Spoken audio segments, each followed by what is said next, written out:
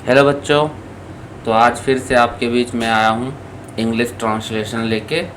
आज हम लोग सीखेंगे हाउ टू, मतलब हाउ का यूज कैसे करते हैं सेंटेंस में, अफर्मेटिव सेंटेंस में।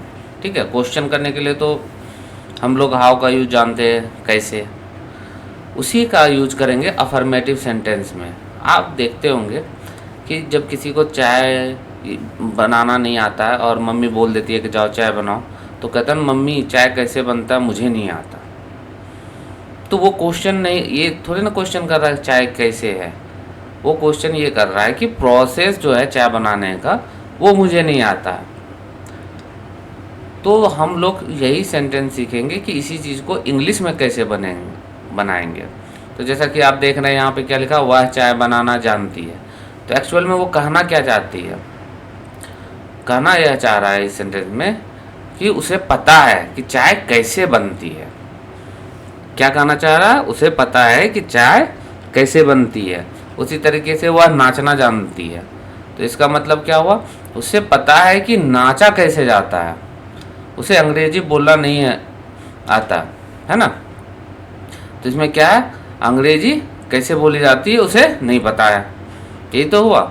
इसका मतलब कैसे का सेंस जो है सेंटेंस में छिपा हुआ है, कैसे का सेंस सेंटेंस में छिपा हुआ है। तो इसको कैसे बनाएंगे, ठीक है, शुरू करते हैं, उसी में बात करेंगे हम लोग। जैसे पहला सेंटेंस देखिए, वह चाय बनाना जानती है। अगर हम इस सेंटेंस को सही तरीके से करना चाहें, मतलब भाव क्या है इस सेंटेंस का, तो पहला आएगा वह जानती है, दूसरा आएगा चाय कैसे बनाना है, चाय कैसे बनाना है। तो वह जानती है का इंग्लिश क्या हो जाएगा, ये तो सिंपल प्रेजेंट टेंस का हुआ, तो सब्जेक्ट प्लस वर्ब के साथ S E S I E S लगता है, प्लस ऑब्जेक्ट या अदर वर्ड, है ना। यही तो पढ़े हैं। कब, जब वर्ब के साथ क्या हो, ही शी इट या सिंगल नेम हो, सिंगल नेम हो। अब मैं दोबारा ये स्ट्रक्चर नहीं लिखूंगा, आप लोग लिख लेना और इसको यूज करना।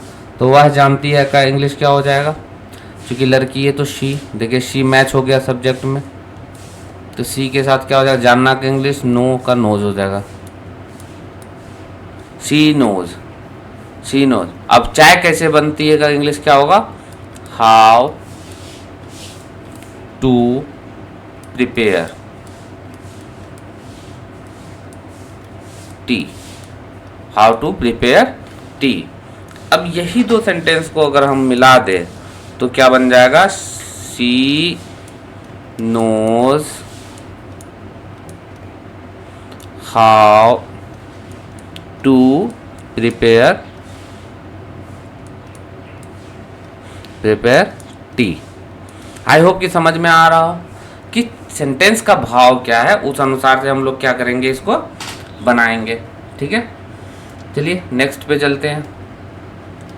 उसे अंग्रेजी बोलना नहीं आता है, तो इसमें भाव हम अलग कर लेते हैं। उसे बोलना नहीं आता है पहला हो गया,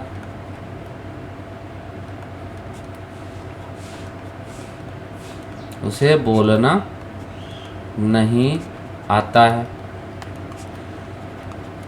दूसरा क्या हुआ, कैसे अंग्रेजी बोले, कैसे अंग्रेजी बोले, या कैसे अंग्रेजी बोलना है, बोलना है, यही तो है। उसे नहीं आता है कैसे अंग्रेजी बोलना है, तो उसे नहीं आता है का इंग्लिश क्या होगा, क्योंकि ये नेगेटिव सेंटेंस है। एक बार मैं स्ट्रक्चर लिख दे रहा हूँ, आगे मैं नहीं लिखूंगा। सब्जेक्ट प्लस डू या डज। ऐसा क्यों, आता है, उसकी हैबिट है, हैबिट है present simple. Subject plus do does plus not plus verb की first form plus other word. तो यहाँ पे सब्जेक्ट हमारा क्या, उसे का इंग्लिश ही के साथ क्या लगेगा, डज, एस ई एस वाले, does not he does not no, और इधर आते हैं कैसे अंग्रेजी बोलना, हाउ टू। इसमें तो हमेशा क्या यूज करेंगे, हाउ टू। हाउ टू बोलना के इंग्लिश, स्पीक इंग्लिश। अच्छा, मैं इसका स्ट्रक्चर पूछूं तो यहाँ पे स्ट्रक्चर आपको क्या दिख रहा है, तो आप बोलोगे सर हाउ टू तो हर जगह यूज हो रहा है, तो इसका मतलब हाउ टू को फिक्स कर दीजिए आप। उसके बाद प्लस, उसके बाद क्या दिख रहा है कि सर वर्ब यूज कर ले रहे हैं हम लोग, तो वर्ब लिख दीजिए first form plus other word. तो ये हमारा स्ट्रक्चर हो गया इस साइड का, इसको भी आप लिख लीजिएगा। अब दोनों सेंटेंस को हम लोग मर्ज करते हैं, तो क्या हो जाएगा, he does not know how to speak English. He does not know how to speak English. देखिए कितना इंटरेस्टिंग ट्रांसलेशन है। आप लोग भागते हैं डर से कि वो कैसे बनाएंगे, अगर आप सही प्रॉपर ढंग से जाइएगा उसके मायने लेके तो ज़रूर आपको समझ में आएगा। चलिए मूव करते हैं नेक्स्ट। वह नाचना जानती है, इजी है। भाव अलग करना सीखिए पहले। क्या हो जाएगा, नाच जो बीच में वर्ब है उसे हटाइए और मेन वर्ब को लिखिए, वह जानती है, वह जानती है। दूसरा क्या होगा, कैसे नाचा जाए। क्या जानती है वो, कैसे नाचना, नाचना है। तो वह जानती का इंग्लिश ही, सॉरी लड़की है तो शी नोज, सी नोज। कैसे नाचती है तो हाउ टू डांस। तो अब दोनों को मिला दे, तो दोनों को मिला देंगे तो क्या हो जाएगा, she knows how to dance, she knows how to dance. उसी तरीके से लता अच्छी तरह गाना गाना जानती है, बस वही है, लता को उठाइए और जानती है को अच्छी तरह का अलग बना लेंगे। अब हम लोग डायरेक्ट बनाते हैं, ठीक है। तो लता जानती है, तो लता, लता नोज। कैसे अच्छी तरह कैसे अच्छी तरीके से गाना गाया जाए, यही तो है सेंस। लता जानती है कि कैसे अच्छी तरीके से गाना गाया जाए, तो इसका क्या हो जाएगा फिर, she Lata knows how to sing a song. अच्छा, अच्छी तरह का नहीं आया तो अच्छी तरह का इंग्लिश क्या होता है, well. Lata knows how to sing a song well, ठीक है। उसी तरह से वह चाय बनाना क्या, वह चाय बनाना सीखना चाहती है। तो वह क्या सीखना चाहती है कि कैसे चाय बनाया जाए। तो यहाँ पे क्या होगा, चाय बनाने को हमको अलग रखना होगा, कैसे चाय बनाया जाए इसको अलग करना होगा, बाद बाकी लिखना होगा। देखिए कितने वर्ब हो गए, एक वर्ब यहाँ पे आपको दिख रहा होगा, एक वर्ब यहाँ पे दिख रहा होगा, और ये तो प्रोसेस की बात कर रहा।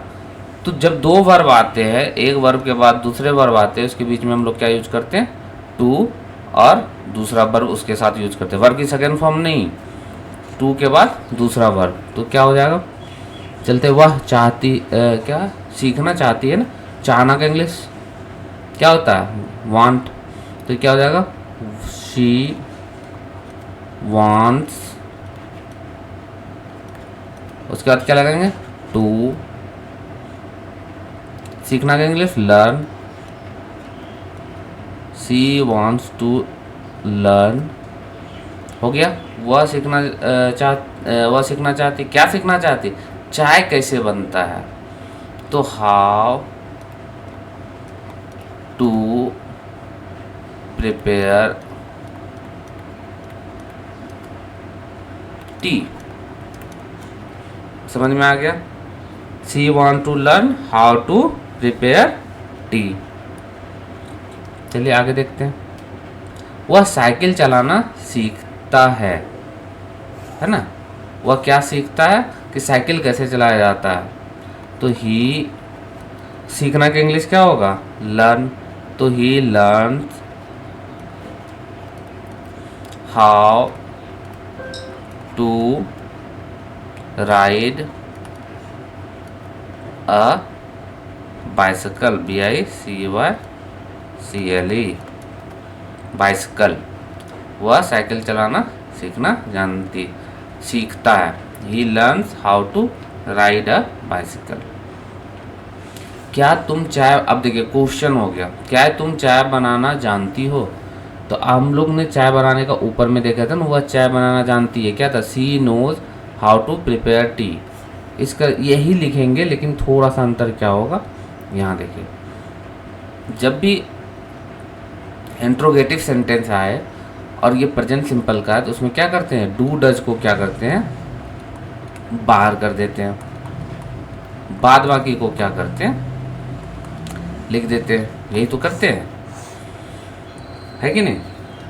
तो तुम है, तुम की इंग्लिश होता है यू, तो यू के साथ डू लगेगा, डज तो डू लगेगा, तो डू यू